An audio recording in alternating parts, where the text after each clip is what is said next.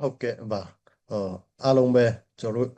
Chin Liberation Fund ရဲ့fundraising အစီအစဉ်မှာခုလိုမျိုးမိဘပြည်သူတွေနဲ့ပြန်ပြီးဆုံတွေ့ရတဲ့အပေါ်မှာအားလုံးကျေးဇူးတင်ပါတယ်မင်္ဂလာပါလို့နှုတ်ခွန်းဆက်လိုပါတယ်အာကျွန်တော်တို့ဒီချင်းညီနောင်နဲ့ ICNCC အနေနဲ့အပတ်စဉ်ဒီလိုမျိုးကျွန်တော်တို့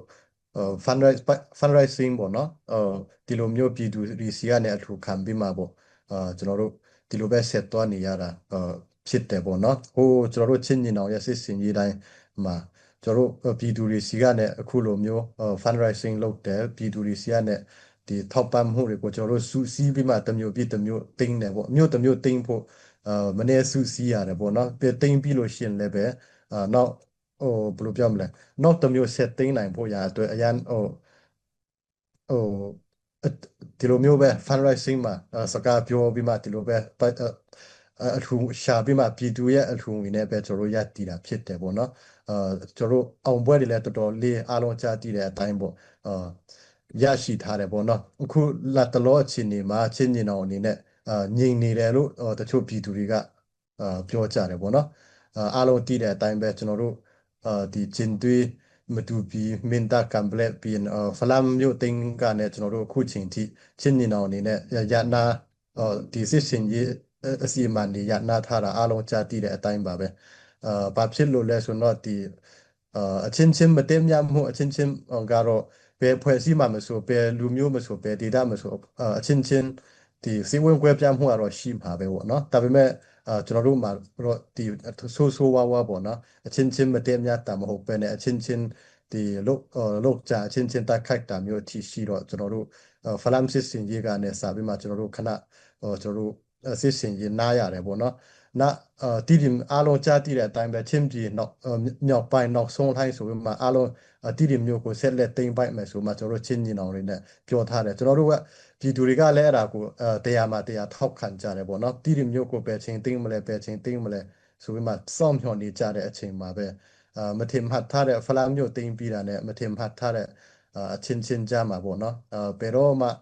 မေ့လို့မရမယ့်ဟာချင်းမြေချင်းရည်တည်ရှိနေတဲ့ရွေ့ဘယ်သူမှမေ့လို့မရမယ့်ဟာပေါ့အချင်းချင်းကြားမှာဒီလိုမျိုးအားလုံးတည်တဲ့အတိုင်းပါပဲဒါတော့ကျွန်တော်တို့ချင်းညီနောင်ကိုအားပေးတဲ့သူတွေအထူးသဖြင့်ဖလမ်မြို့မှာဆိုရင်တော့ဖလမ်ပြည်သူဆိုရင်တော့ဘယ်နိုင်ငံပဲရောက်ရောက်ဒီတရင်တွေအားလုံးတည်နေမှာပဲဆိုတော့လေကျွန်တော်တို့ကိုယ်တိုင်ကမြေပြင်မှာရှိရင်တော့ဟို C ဖလားမဆိုရင်တော့ CNDF ရှိတယ်ပေါ့နော် CNDF မှာကိုယ်တိုင်ဝင်ဖို့လိုတယ်ပေါ့နော်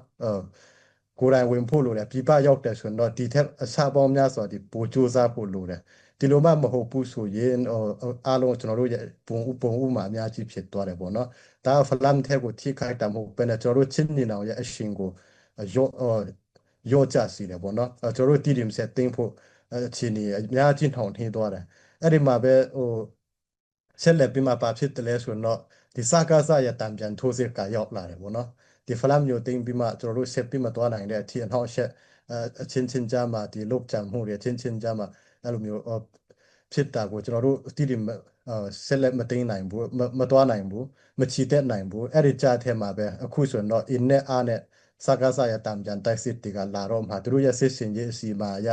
အားလုံးလဲ line ပေါ်မှာလဲကြားတည်တဲ့အတိုင်းပဲအင်းနဲ့အားနဲ့ပေါ့နော်အလုံးအရင်းနဲ့ခြိတက်လာနေကြတယ်သူတို့ရဲ့ဒီရွေးကောက်ပွဲအာမတိုင်ခင်နဲ့ရွေးကောက်ပွဲအတွင်းမှာပေါ့နော်သူတို့ရဲ့အာစစ်စင်ရေးကာလရှိတယ်သူတို့မှာစစ်စင်ရေးကာလအတိုင်းအတာနဲ့သူတို့ချင်းကပ်နေကြတယ်အခုချိန်ထိတော့သူတို့တခြားမြန်မာတိုင်းနိုင်ငံလုံးမှာတော့သူတို့ဆုံးရှုံးလက်လွှတ်ဆုံးရှုံးရတဲ့မြို့တော်တော်များများပြန်တင်းနေကြတယ်ဘလို့မှ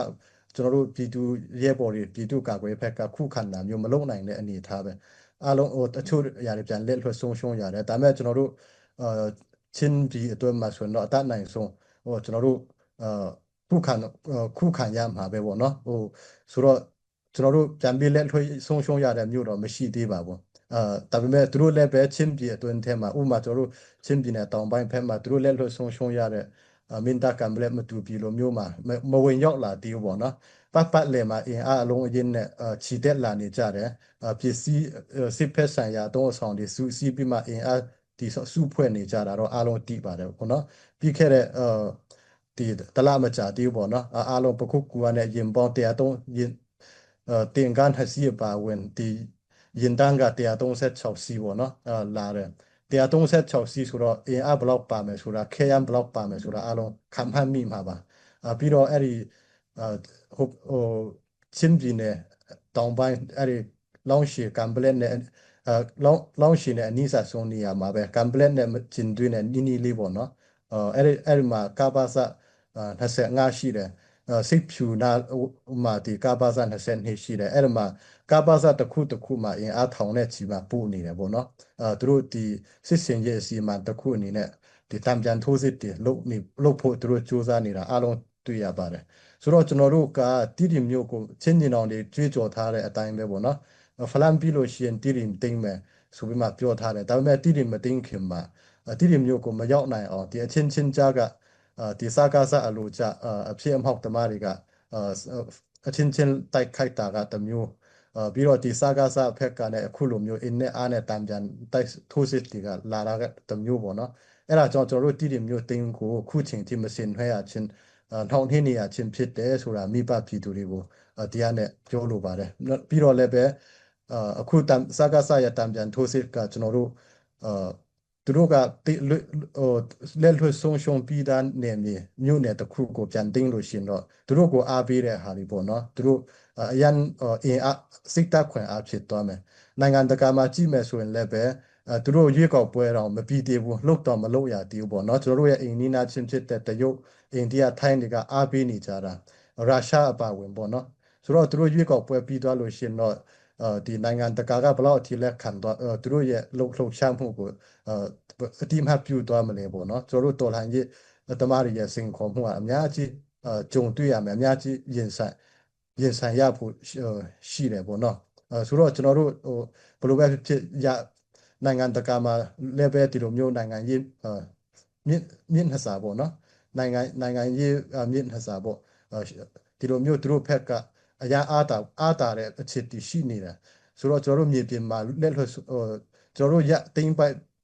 ထားပြီးသားသူတို့လက်လွတ်ပြီးသားဆုံးနေမြေတွေသူတို့ပြန်ယူလို့တော့မဖြစ်ဘူးပေါ့နော်ကျွန်တော်တို့အတဲ့အတန်ကာကွယ်ရမှာပဲတတ်နိုင်တော့ကာကွယ်ရမှာပဲကျွန်တော်တို့မဖြစ်မနေပေါ့နော်ဆိုတော့သူတို့အင်အားထောင်ကနန်းသုံးပြီးခမအဲ့လိုမျိုးလာတဲ့အချိန်မှာကျွန်တော်တို့ဘက်ကခုခံနိုင်မဲ့လက်နဲ့ခဲယမ်းပေါ့နော်ငွေရေးကြေးကျွန်တော်တို့မှမရှိဘူးဆိုတော့ကျွန်တော်တို့မှရှိတာကတော့ရဲဘော်တွေနဲ့တတ်တိပဲစိတ်တပ်ပဲရှိတယ်ပေါ့နော်ဆိုတော့ကျွန်တော်တို့ဒီလိုအပ်တဲ့စစ်ဖက်ဆိုင်ရာလိုအပ်တဲ့ရိက္ခာစာနာရိက္ခာတွေအစားပေါ့ဒီလိုမျိုးပြည်သူတွေကိုပဲအားကိုးရတဲ့အတွက်ကြောင့်အားလုံးလည်းပဲအခုကတော့ internet line ဖြစ်တဲ့အခါမှာ internet line ခက်ဖြစ်တဲ့အခါမှာပြည်ပရောက်ရှိနေတဲ့သူတွေစကားဆရဲ့လှုပ်ရှားမှုနိုင်ငံတကာမှာစကားဆရဲ့လှုပ်ရှားမှုကျွန်တော်တို့ချင်းပြည်အတွင်းဒီစကားဆရဲ့လှုပ်ရှားမှုတွေအားလုံးတည်တဲ့